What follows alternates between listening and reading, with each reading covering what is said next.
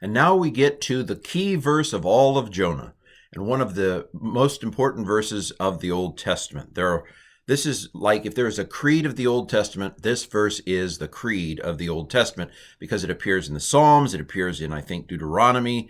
It's just across all the different layers of the Old Testament. It is important. But we're not going to do the important part in this video. That comes in the rest of the verse. But this is the setup part of the verse. See if you can pronounce it. All right, here's how I would pronounce it.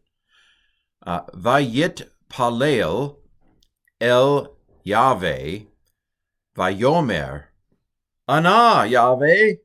Okay, so let's see, what do you recognize here? What should you recognize at this part of your journey through Jonah?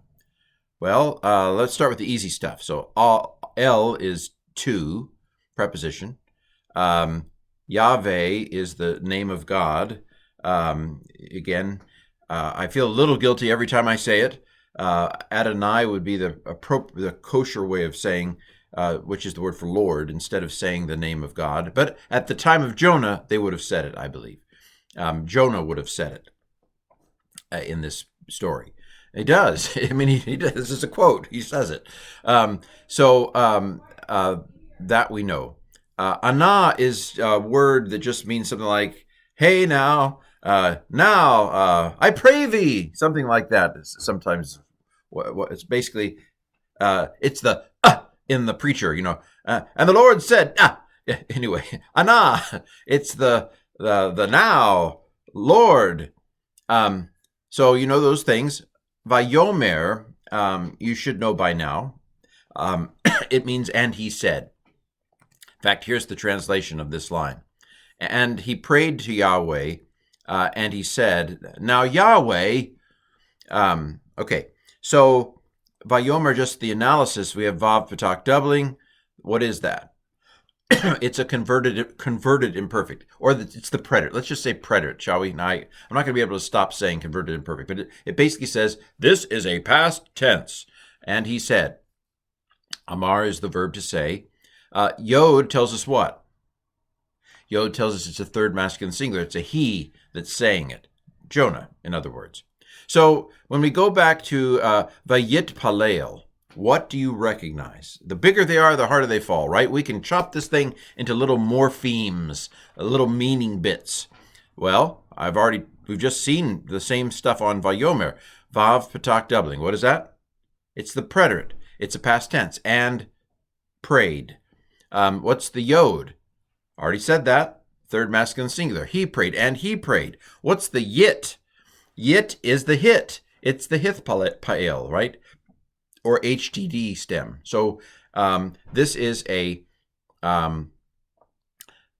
converted imperfect, third masculine singular, HTD of palal, which means to pray. And by the way, as an HTD, well, actually, I've got the analysis down here, right? Let's break it up. Vav Patak doubling tells us it's converted. It's prayed through, and it is the word to pray. So it's converted. Yit tells us that it's HTD, and also that it's third masculine singular. And then you'll notice the doubled radical. That's the only thing I haven't mentioned.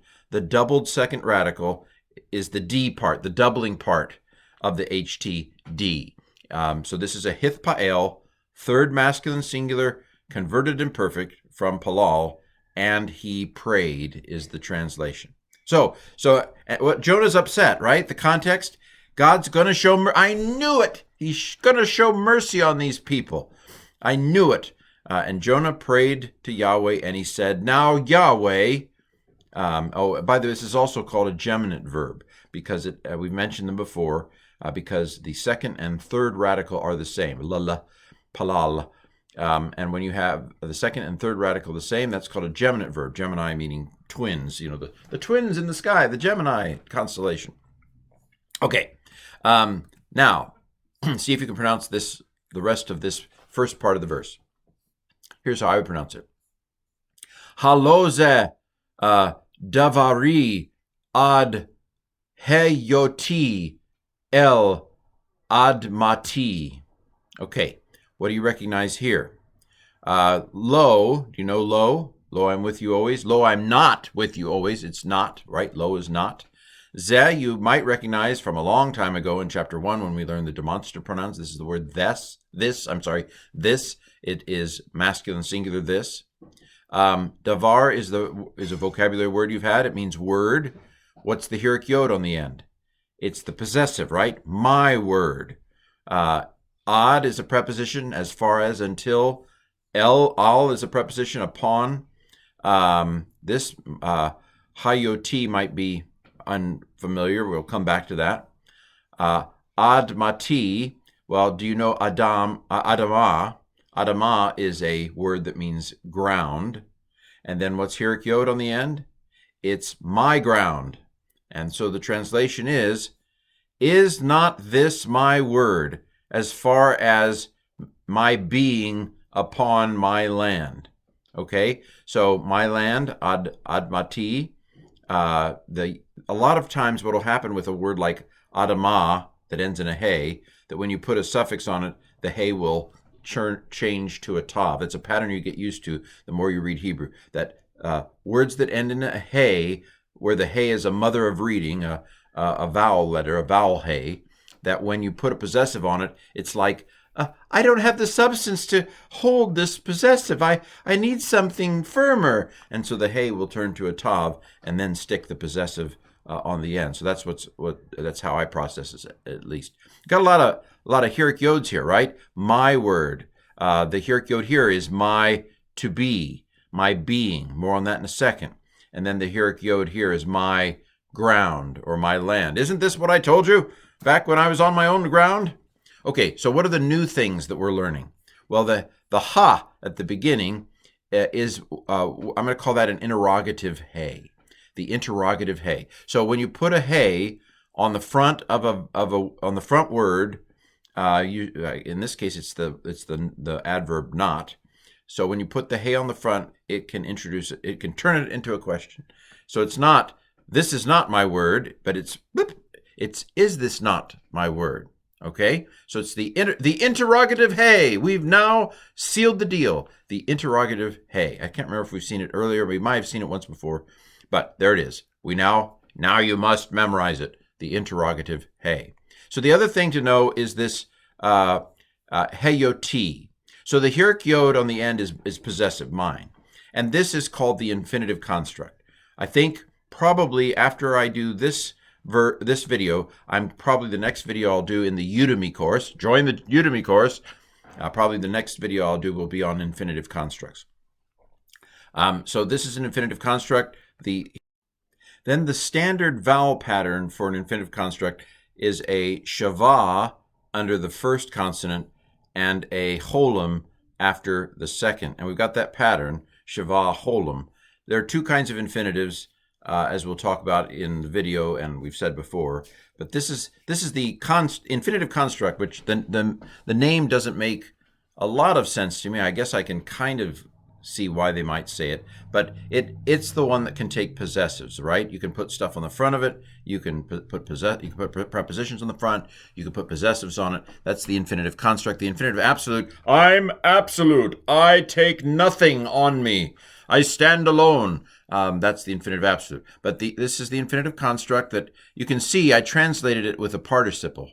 My being, my to be, my being. It doesn't come into English very well in this case as an infinitive. But we call it an infinitive because we don't ask questions, right? This is grammar. Ours is not to question why. Ours is just to memorize or die. But so we've got the shavah, holum pattern of the infinitive construct that we're going to learn about in the next video. Why does it have the variations? Well, for example, why is it katef sagol? It's a compound shavah. Why? Because gutturals. It's those stubborn gutturals again. Like, I don't do simple shavahs. I'm a guttural. I must do more complex shavahs. And so the katef sagol there, compound shavahs, because of the guttural being a hey. Why do we have a ot on the end? Well, because this is haya. It's a third weak verb. By the way, if you're doing the Udemy course, this is where we're going to handle weak verbs in this unit as we are on the home stretch of the course. So again, the hey is a mother of reading. It's a vowel letter. It doesn't have substance. It's very air. I'm an airhead. I'm an air hey.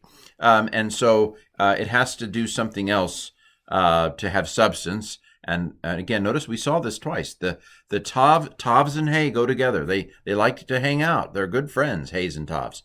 I don't know why, but they are.